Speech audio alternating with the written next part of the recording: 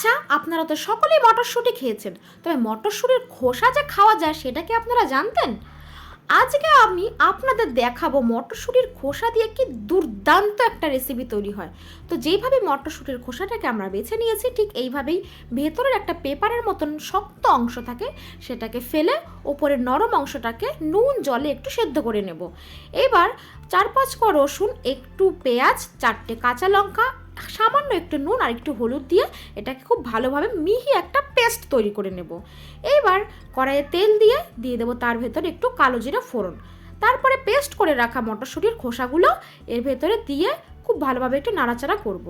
এবার দিয়ে দেবো 1/2 চা চামচ মতো একটু চিনি। রেসিপিটা কেমন লাগলো বাড়িতে অবশ্যই ট্রাই করবে, না হলে এত সুন্দর দারুণ একটা রেসিপি আপনারা মিস করে যাবেন। এবার একটু পরে দিয়ে দেবো একটু ধনেপাতা কুচি। জলটা পুরো শুকনো হয়ে গেলে নামিয়ে দেবো। খেতে তো দারুণ হয়েছে। ভালো লাগলে একটা লাইক অ্যান্ড সাবস্ক্রাইব।